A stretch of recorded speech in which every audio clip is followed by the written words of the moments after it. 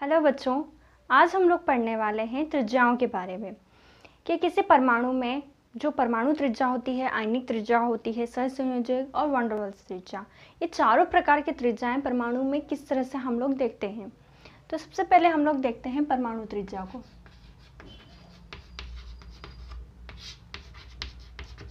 परमाणु त्रिज्या में आप त्रिज्या का मतलब तो समझते ही होंगे। त्रिज्या मतलब ये होता है कि जब कोई गोलाकार पाथ होता है, ठीक है, एक गोलाकार पाथ होता है, उसके सेंटर से परिधि तक की दूरी जो होती है वही उसकी त्रिज्या कहलाती है।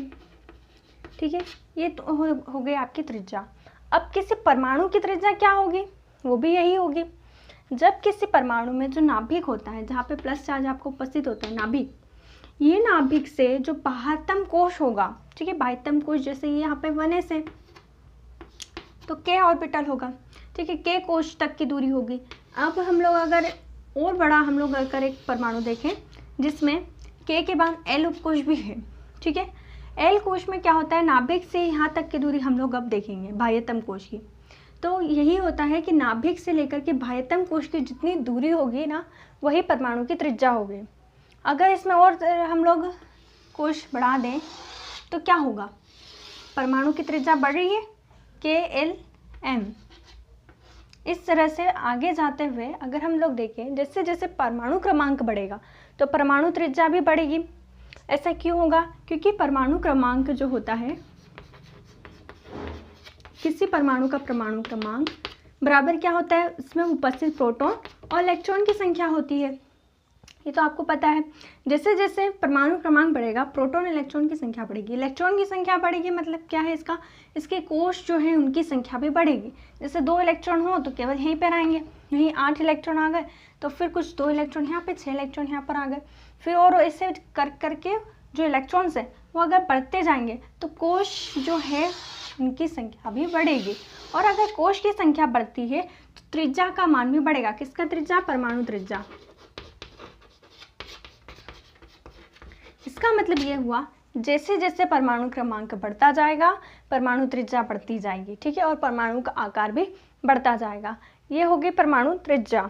अब इसके बाद हम लोग देखते हैं आयनिक त्रिज्या।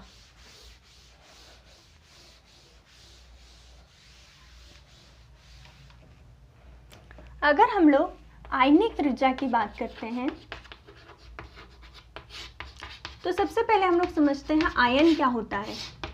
अगर हम लोग आयनिक त्रिज्या की बात करते हैं तो इसमें समझते हैं सबसे पहले आयन क्या होता है। आयन एक ऐसा परमाणु होता है जिस पर धन आयन या फिर ऋण आयन उपस्थित होता है। जैसे हम लोग ले लेते हैं हाइड्रोजन ही लेते हैं, ठीक है, अभी छोटा सा। तो हाइड्रोजन का परमाणु क्रमांक होता है 1, उसमें एक प्रोटॉन भी उपस्थित होता है।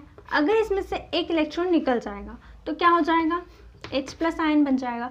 मतलब ये क्या हो गया, हाइड्रोजन का धनायन हो गया। यही होते हैं आयनिक फॉर्म्स, ठीक है। अगर आयनिक त्रिज्या को निकालना हो तो किसी धनायन या फिर ऋणायन, जैसे क्लोरीन हो गया, क्लोरीन में से अगर एक प्रोटॉन निकल जाता है या फिर एक इलेक्ट्रॉन ऐड हो जाता है क्लोरीन में तो क्या हो जाता है, इसमें माइनस साइन आ जाता है, जिसको बोलते हैं ऋणायन। ये हो गया क्लोरीन का ऋणायन, ठीक है।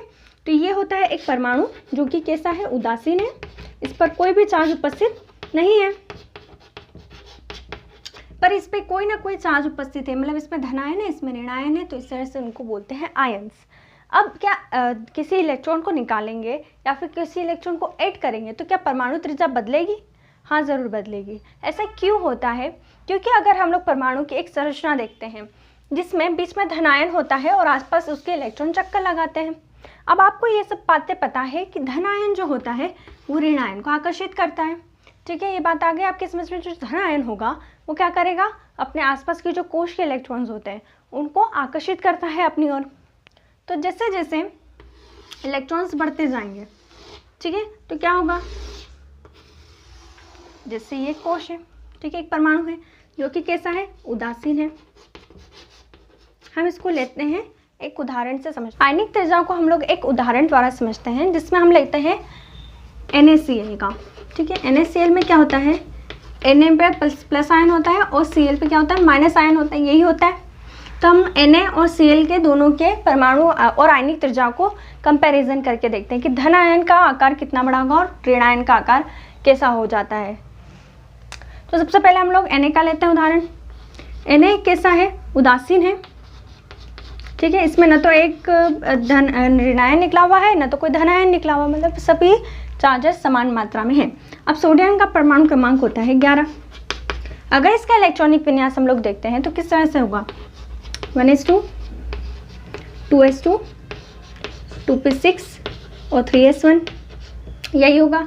और अगर हम लोग सोडियम का प्लस आयन वाला यानी धन आयन वाला अगर हम लोग परमाणु क्रमांक देखते हैं तो वो कितना हो जाता है, 10, क्योंकि इसमें से इलेक्ट्रॉन एक निकल गया है। 11 इलेक्ट्रॉन होंगे इसके पास क्योंकि इसका 11 परमाणु क्रमांक होता है, पर अब इसमें इलेक्ट्रॉन की संख्या कितनी हो जाएगी, 10 इलेक्ट्रॉन हो गए। मतलब इसमें से क्या हुआ है, बाह्यतम कोश से एक इलेक्ट्रॉन निकल गया है।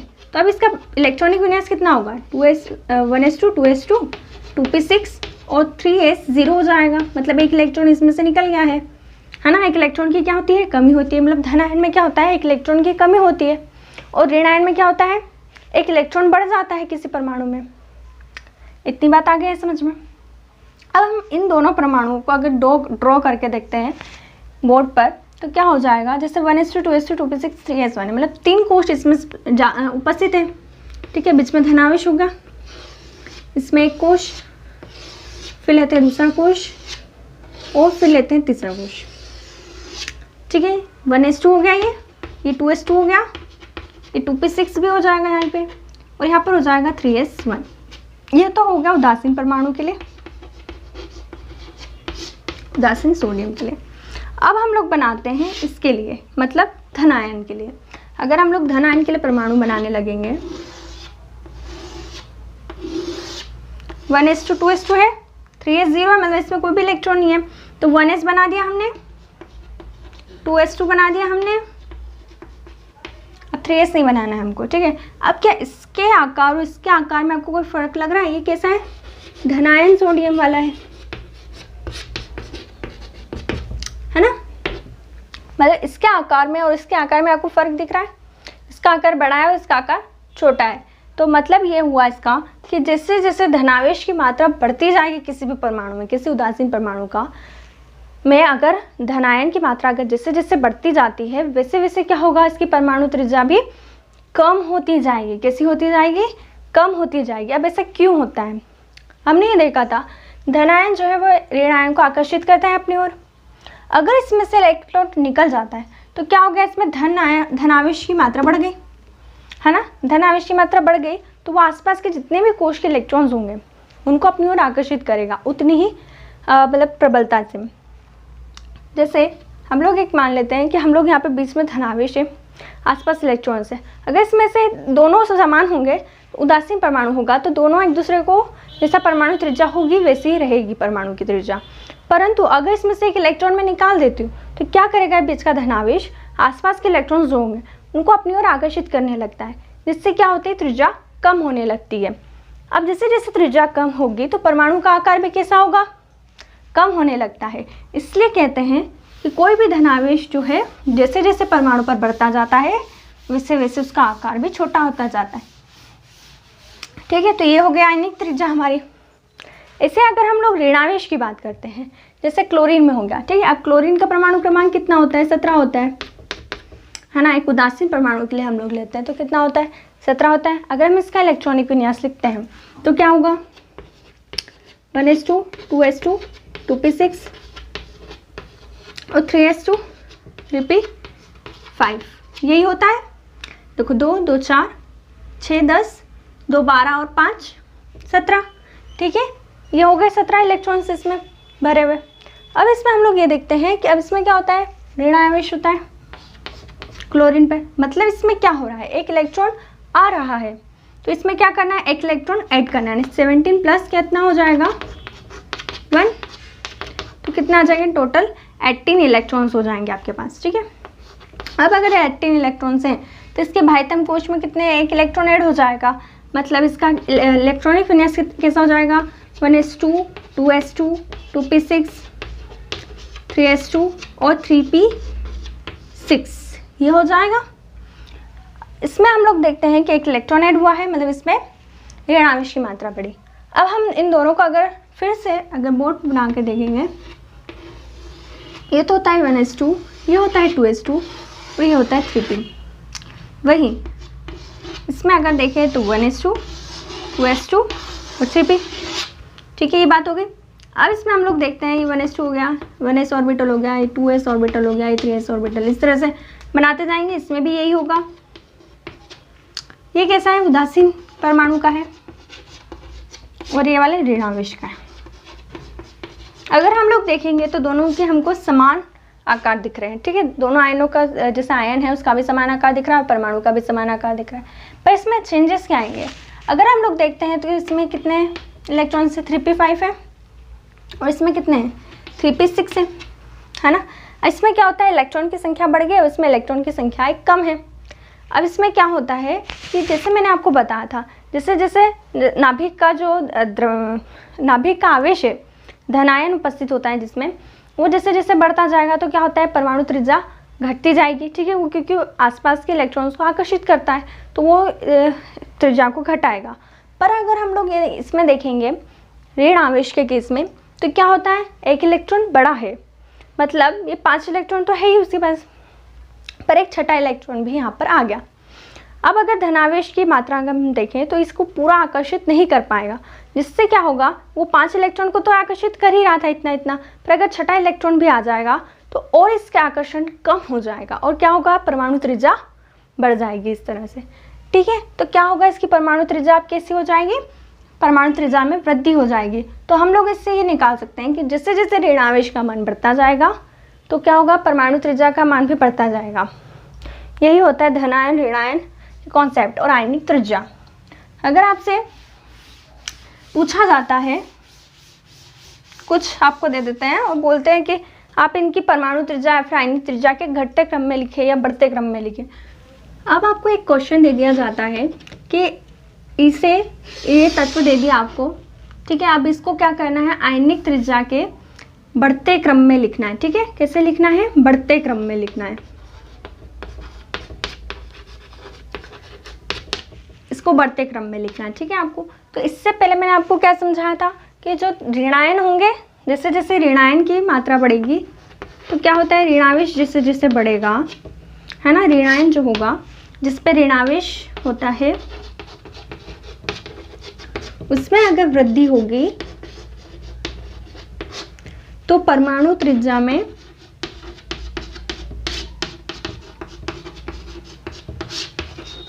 वृद्धि होगी। ठीक है, मैंने ये कॉन्सेप्ट बताया आपको। और अगर धनावेश में वृद्धि होती है तो क्या होगा, परमाणु त्रिज्या में क्या हो जाएगी, कमी हो जाएगी। ये बात आप लोग लिख लीजिएगा नोट करके कि ऋण आवेश में वृद्धि हुई मतलब परमाणु त्रिज्या में भी वृद्धि हुई, अगर धन आवेश में वृद्धि हुई तो परमाणु त्रिज्या में कमी हुई। हमको मैंने बेसिक बता दिया कैसे होता है, एक धनावेश होता है जो कि आकर्षित करता है, इसलिए इसकी कमी होगी। अब हम लोग अप्लाई करते हैं ये वाला पार्ट यहाँ पर कि धनावेश में जैसे जैसे वृद्धि होगी परमाणु त्रिज्या में कमी होगी, मतलब हमको बढ़ते क्रम में लिखना है तो सबसे कम त्रिज्या वाला परमाणु सबसे पहले आएगा। अब सबसे कम त्रिज्या किसकी होगी, जिस पर धनावेश सबसे ज़्यादा होगा। हम पहले धनावेश वालों को छांट लेंगे, एक सोडियम पे है, एक मैग्नीशियम पे और एक एल्यूमिनियम पे है, पर सबसे ज़्यादा धनावेश किस पे है, एल्यूमिनियम पे है। तो हम लोग सबसे पहले एल्यूमिनियम को लिख लेते हैं Al3+। ठीक है, ये लिखा। अब इसके बाद हमको बढ़ते हुए क्रम में लिखना है। अब इसके बाद Mg2+ आ जाएगा जिस पे उससे कम धनावेश है, पर सोडियम से कम ज़्यादा धनावेश है, Mg2+ हो गया। अब इसके बाद क्या आ जाएगा, सोडियम धनायन। अब इसके बाद हम लोग देखते हैं, अब इसमें कोई भी धनावेश नहीं बचा है, इसमें से अब कितने बचे, 3 ऋणावेश बचे हैं। अब जैसे जैसे हमने क्या बोला था, ऋणावेश में वृद्धि होगी तो परमाणु त्रिज्या में भी वृद्धि होगी। ठीक है, तो मतलब सबसे कम वाला पहले लिखना पड़ेगा हमको ऋणावेश, है ना, क्योंकि सबसे ज़्यादा ऋणावेश जिस पर होगा वो तो सबसे लास्ट में आना चाहिए। तो F- सबसे पहले आएगा क्योंकि 3 - 2 - 1 - इस पर, तो F- सबसे पहले आना चाहिए है ना, फ्लोरीन ऋणावेश आएगा, फिर ऑक्सीजन का आएगा, फिर किसका आ जाएगा, नाइट्रोजन आ जाएगा, ठीक है, N3-। इस तरह से हम लोग किसी भी बढ़ते क्रम दे दिया या फिर घटते क्रम दे दिया। अब अगर इसमें घटते क्रम दे देते हैं तो सबसे पहले ज़्यादा परमाणु त्रिज्या वाला आपको लिखना पड़ेगा, यानी सबसे पहले जिस पर ज़्यादा धनावेश होगा उसको सबसे पहले लिखना पड़ेगा, उसके बाद आपको सबसे ज़्यादा जिस पर धनावेश होगा उसको सबसे ज़्यादा आखिरी में लिखना पड़ेगा। यही होगा, ये होता है बढ़ता क्रम और घटता क्रम। तो आपने अब आयनिक त्रिज्या तो देख ली है। अब इससे सिमिलर एक और वर्ड आता है आयनन विभव, ठीक है, क्या आता है, आयनन विभव। अब ये क्या बोला है, हमने आयनिक त्रिज्या देख ली है, ठीक है, तो इसी से रिलेटेड एक आता है आयनन विभव। इसमें हम लोग ये देखते हैं कि कोई भी परमाणु होता है, ठीक है, कोई भी परमाणु होता है इस तरीके का, है ना, इसमें इलेक्ट्रॉन्स इस तरह से रहते हैं, जैसे यहाँ पर 2 इलेक्ट्रॉन्स होंगे, फिर कितने आएंगे, 8 इलेक्ट्रॉन्स आएंगे, 1 2 3 4 5 6, है ना, कितने हो गए, 1 2 3 4 5 6 हो गए, 7 और 8 कर दो, है ना, 8 इलेक्ट्रॉन्स होंगे। ऐसे हम लोग ऐसे कुछ अज्यूम कर लेते हैं। एक और बाह्यतम कोश है, इसमें भी इलेक्ट्रॉन्स उपस्थित हैं, ठीक है, इस तरह से अगर इलेक्ट्रॉन उपस्थित है, ठीक है। अब क्या होता है कि सबसे आंतरिक कोश जो होता है वो धनावेश, सबसे बाह्यतम कोश के जो इलेक्ट्रॉन होंगे उनको धनावेश जो होगा, नाभिक पे उपस्थित धनावेश जो होगा वो सबसे ज़्यादा आकर्षित करेगा। वैसे ही जैसे जैसे परमाणु त्रिज्या बढ़ती जाएगी वैसे वैसे क्या होगा, इनमें कोशों में उपस्थित जो इलेक्ट्रॉन होंगे धनावेश उनको आकर्षित करना उतना ही कम हो जाएगा, धनावेश के प्रति उतना ही आकर्षण उसका कम होता जाएगा। मतलब सबसे ज़्यादा आकर्षण सबसे आंतरिक कोश का करेगा, मतलब के कोश का, उसके बाद एल और फिर वैसे ही एम। तो मतलब एम तक आते आते नाभिक का जो आकर्षण है वो कम होता जा रहा है ना। और इन इलेक्ट्रॉन्स की ऊर्जा भी बहुत कम होती है और इन इलेक्ट्रॉन्स की ऊर्जा बहुत ज़्यादा होगी। अगर हम लोग ये देखते हैं कि इसमें से अगर हम लोग प्रकाश या फिर कोई भी ऊर्जा इसको देते हैं, कोई भी ऊर्जा होगी ना, इन इलेक्ट्रॉन्स को देते हैं तो क्या होगा, इसकी इलेक्ट्रॉन की जो ऊर्जा है वो बढ़ जाएगी। अभी क्या थी, इनकी ऊर्जा बहुत ही कम थी, अगर हम इनको ऊर्जा दे देते हैं तो क्या होगा, इसकी ऊर्जा बढ़ जाएगी। जैसे ऊर्जा बढ़ती है तो इलेक्ट्रॉन्स की चक्रण बढ़ जाएगा और ये चक्रण करते हुए क्या होगा, बाहर निकल जाएंगे। जैसे इलेक्ट्रॉन, इसको अगर आपने ऊर्जा दे दी तो क्या होगा, ये बहुत ही ज़्यादा ऊर्जावान हो गया। अब ऊर्जावान तो हो गया तो ये क्या होगा, इस कोश से बाहर निकल जाएगा ये वाला इलेक्ट्रॉन इस तरह से। तो ये होता है आयनन विभव। बस इतना सा कि अगर आप किसी परमाणु को ऊर्जा देते हो या प्रकाश देते हो तो इसके बाह्यतम कोश में से इलेक्ट्रॉन निकालने के लिए, है ना, किसी परमाणु के बाह्यतम कोश से इलेक्ट्रॉन निकालने के लिए हमें जितनी भी ऊर्जा लगेगी उस ऊर्जा की मात्रा को हम कहते हैं आयनन विभव। मतलब ये जो ऊर्जा होगी उसको बोलते हैं हम आयनन विभव। यानी जो ऊर्जा हम लोग इलेक्ट्रॉन्स को निकालने के लिए किसी परमाणु को देते हैं वही ऊर्जा होगी हमारी आयनन विभव। ओके, तो ये ऊर्जा होगी हमारी आयनन विभव। अब हम इसको एक उदाहरण से समझते हैं कि किसी भी गैसीय परमाणु हम लोग एक ले लेते हैं, माना कि हम लोगों ने ले लिया एम। एम एक गैसीय परमाणु है, अगर इसमें हम लोग ऊर्जा देते हैं, ठीक है, यही कर रहे हैं हम लोग, यहाँ पर क्या कर रहे हैं, हम लोग ऊर्जा दे रहे हैं यहाँ से। अगर हम लोग ऊर्जा देते हैं तो इससे क्या निकलेगा, अब इलेक्ट्रॉन निकलेगा। तो क्या निकलता है, इलेक्ट्रॉन निकलता है।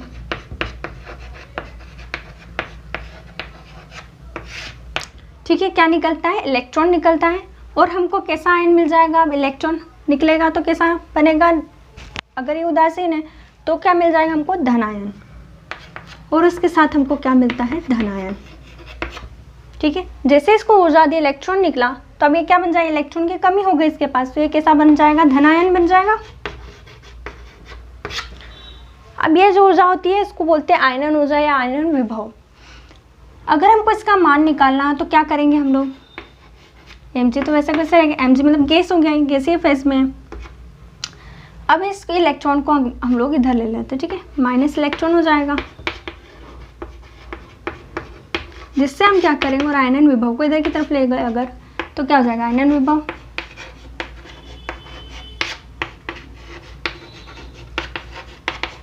M+G, यही हो जाएगा।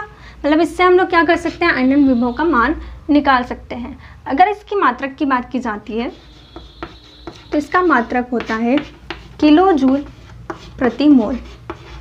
क्या होता है, किलो जूल प्रति मोल, ये याद रखने वाली चीज़ है। क्या होता है, किलो जूल प्रति मोल। किसी भी ऊर्जा को हम लोग इसी में मापते हैं। अब इसके बाद हम लोग देखते हैं आयनन ऊर्जा को प्रभावित करने वाले कारक। सबसे पहला कारक आएगा परमाणु आकार।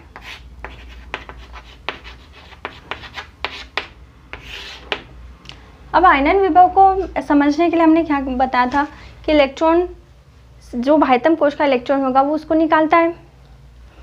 तो परमाणु आकार कैसे प्रभावित करेगा, मतलब जैसे जैसे एक परमाणु है, हम इसको बना ही रहने देते हैं, ठीक है। अब जैसे एक परमाणु है, इसमें बाह्यतम कोश, ये एक छोटा परमाणु, ठीक है, इससे बड़ा एक को ले लेते हैं हम लोग।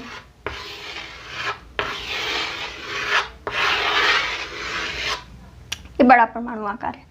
परमाणु आकार आप इसको कैसे प्रभावित करेगा, इसमें भी एक इलेक्ट्रॉन उपस्थित है, हम लोग ये मान लेते हैं ना, इसमें भी एक इलेक्ट्रॉन उपस्थित है यहाँ पर, और इसमें भी एक इलेक्ट्रॉन उपस्थित है यहाँ पर। अगर हम इसको ऊर्जा देते हैं तो सबसे पहला इलेक्ट्रॉन इसका निकलेगा या फिर इसका निकलेगा। अगर हम लोग इन दोनों को अगर हिट देते हैं, हम लोग मानते हैं कि 5 किलो जूल प्रति मोल से हम लोग इसको दे रहे हैं ना हिट, या फिर ऊर्जा, एनर्जी हम लोग इसको दे रहे हैं आयनन विभव वाली। अगर हम इसको किलो जूल प्रति मोल देते हैं तो क्या होगा, इसको भी दी और इसको भी दी, है ना, इस इलेक्ट्रॉन को भी दी और इस इलेक्ट्रॉन को भी दी। तो सबसे पहले किस परमाणु का इलेक्ट्रॉन निकलेगा, सबसे पहले जिसका आकार बड़ा होगा उसका इलेक्ट्रॉन सबसे पहले निकलेगा।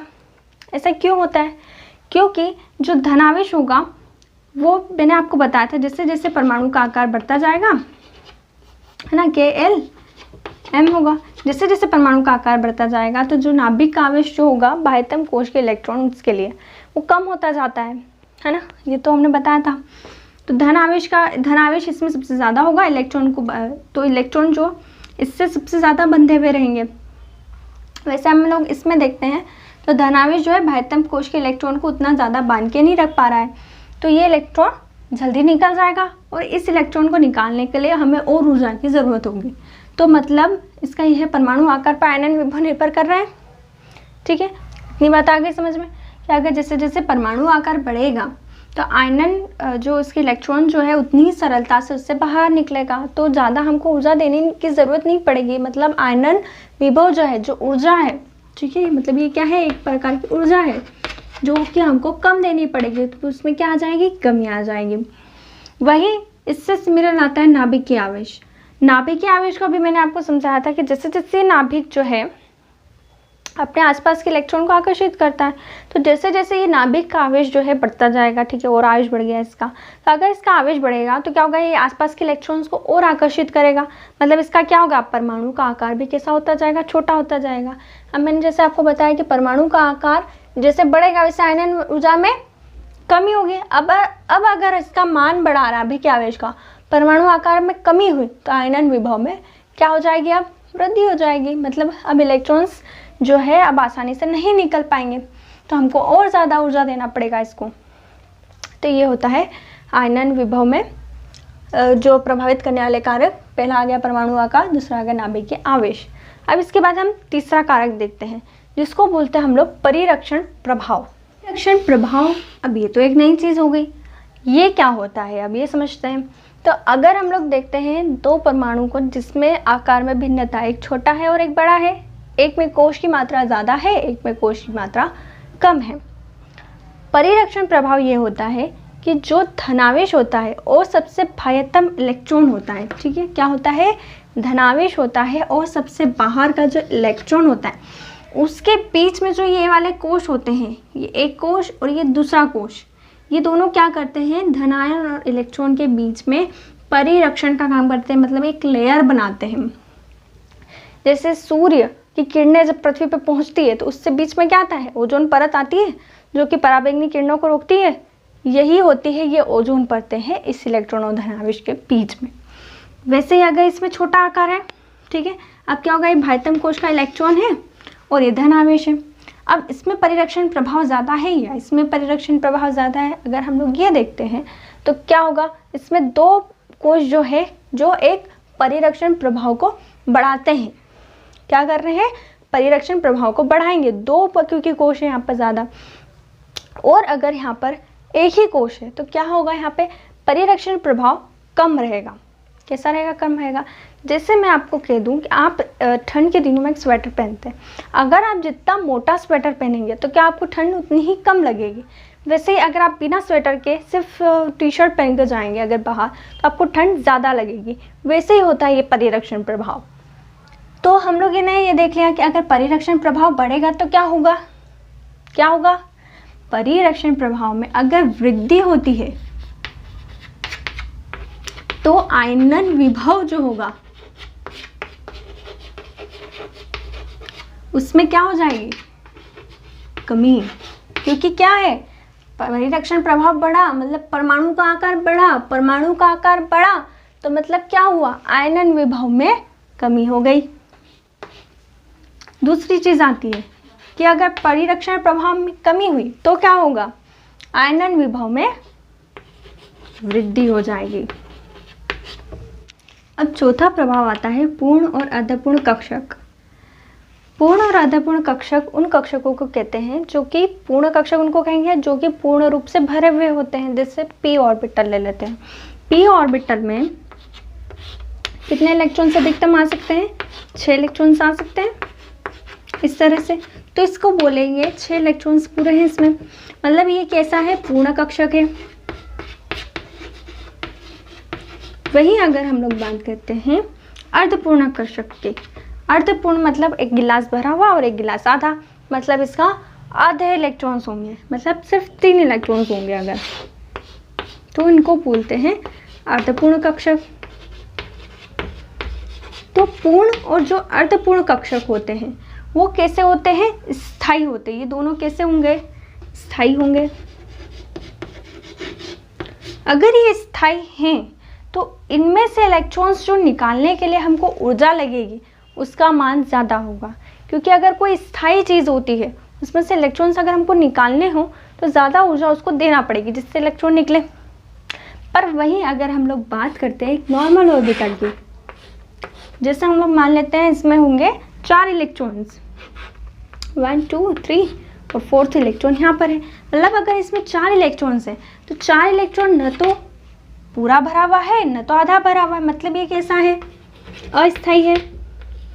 तो जितनी भी चीज़ें हैं वो अपने आप को अस्थायी से स्थायी वाले अवस्था में जाना चाहते हैं। जैसे कोई भी घुमंतु इंसान होता है वो अगर अस्थायी रूप से रहता है तो वो अपने को कैसा करना चाहेगा, स्थायी रूप से रखना चाहेगा, एक ही जगह पे रहना चाहेगा। ऐसे पी ऑर्बिटल भी जो होगा, अगर 4 इलेक्ट्रॉन्स हैं तो इसमें से एक इलेक्ट्रॉन वो अपने में से बाहर निकालना चाहेगा। अतः इसमें ये होगा कि अगर इसको थोड़ी भी ऊर्जा देंगे तो ये इलेक्ट्रॉन क्या होगा, बाहर निकल जाएगा और ये स्थायी बन जाएगा। तो यही होता है पूर्ण और अर्धपूर्ण कक्षक।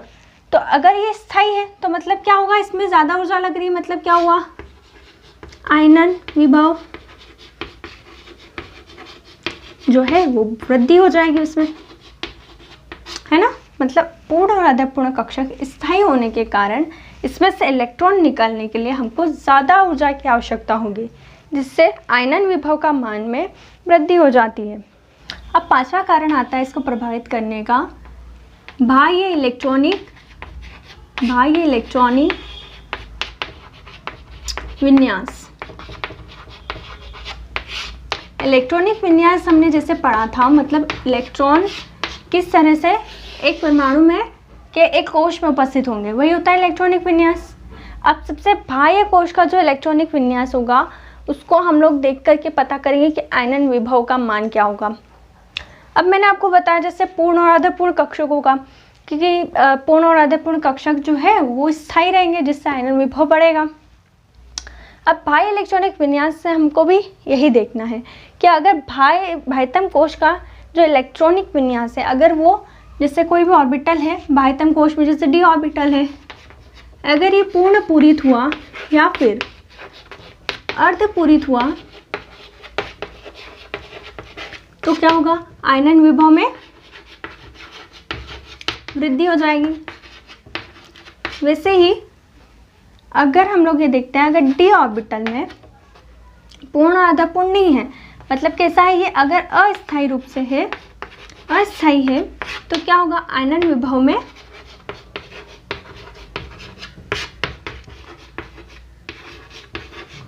कमी आ जाएगी। यही बात कही थी, यही होगा। ठीक है, जैसे बाह्य इलेक्ट्रॉनिक विन्यास से हमको पता चल जाएगा, अगर बाह्यतम इलेक्ट्रॉनिक विन्यास आपका पूर्ण या अर्ध पूर्णित है, मतलब स्थायी है, तो क्या होगा, विभव का मान बढ़ेगा। पर वहीं अगर अस्थायी है तो आयनन विभव में कमी हो जाएगी। बस इतनी सी बात थी। तो आयनन विभव को प्रभावित करने वाले ये कारक होते हैं। आई होप आपको समझ में आया होगा, और अगर आपको समझ में आया और आपको पसंद आता है वीडियो तो इसे लाइक करें, तो अपने दोस्तों के बीच में शेयर करें। Thanks for watching.